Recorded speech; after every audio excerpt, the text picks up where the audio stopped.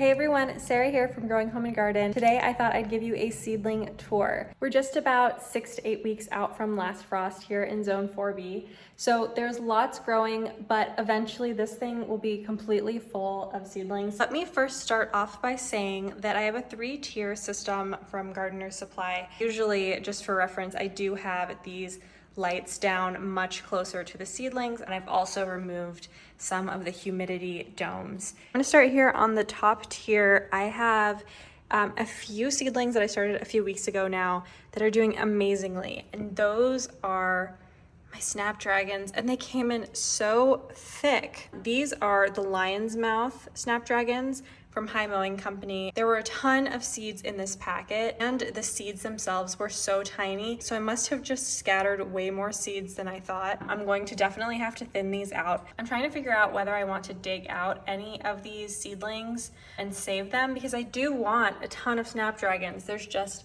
so darn many of these. And then I also have the Costa apricot mix from Floret that came up beautifully as well. I just did not give such hefty pinches of seeds in each of these cells as I did with the lion's mouth snapdragons, but these have come up very nicely and they are starting to get their second set of leaves. Look at this one, starting to get its second set of leaves, and same for the lion's mouth. And then let's move on to the summer berries yarrow. This one's coming up quite well. I'll need to thin these too, but they're getting their first true leaves, which are so super cute, and they're so tiny.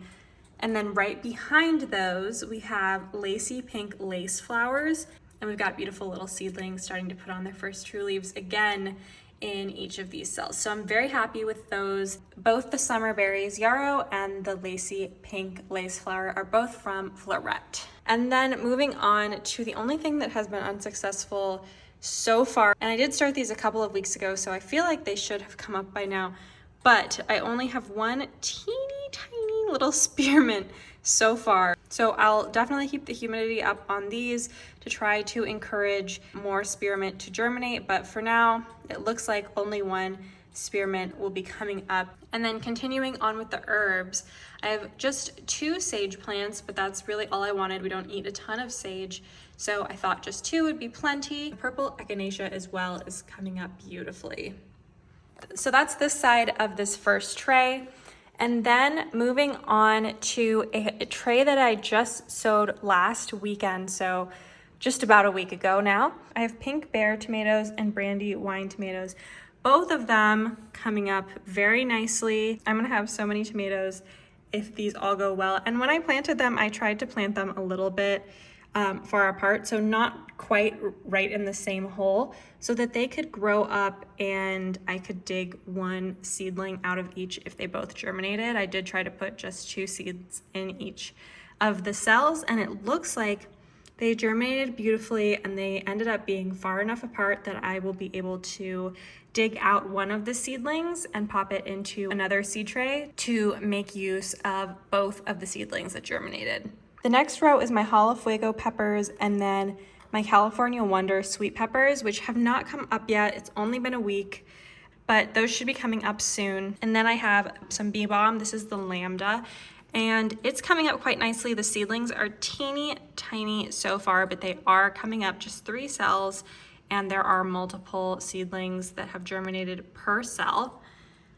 Then Queen Anne's lace, I have 2 out of the 3 cells that have germinated so far, but if that third one does not germinate, I can just dig out one of the extra seedlings that came up in this tray.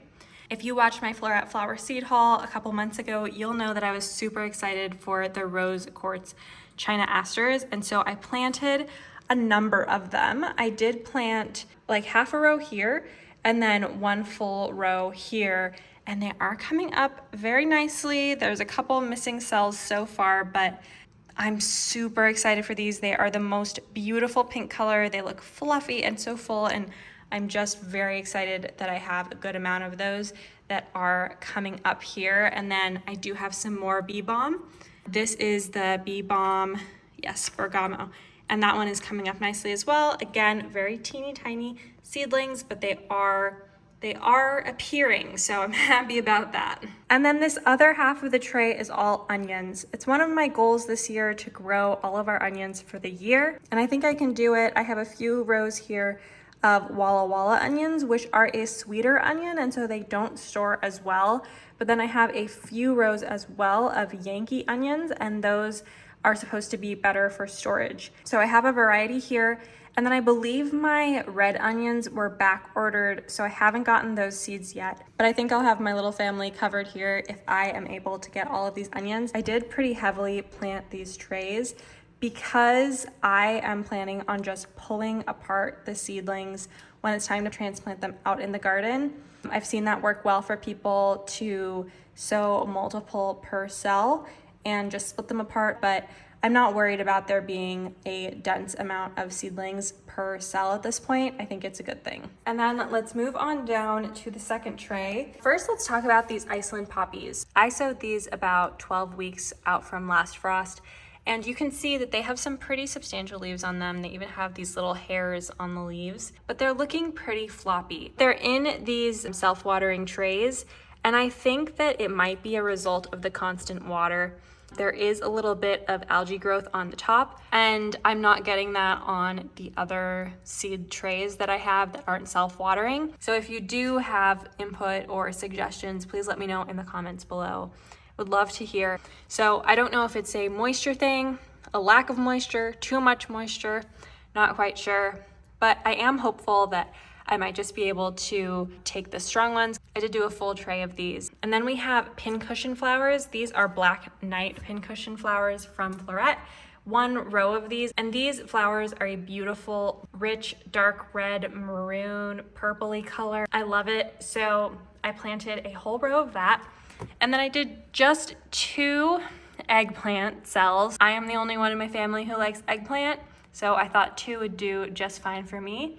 And then behind is thyme, which are coming up really well. I'm gonna have to thin those, but thyme does get used a fair bit around here. I planted a ton of Munstead lavender. I'm hopeful that it'll come up soon, but I really wanna do some really pretty lavender hedges. And so I wanted to have an ample amount of lavender. I'm very excited about this. I think lavender hedges are just gorgeous. On the bottom tier here is where I keep my larger seedlings, things that have outgrown their seed trays and have been planted in containers.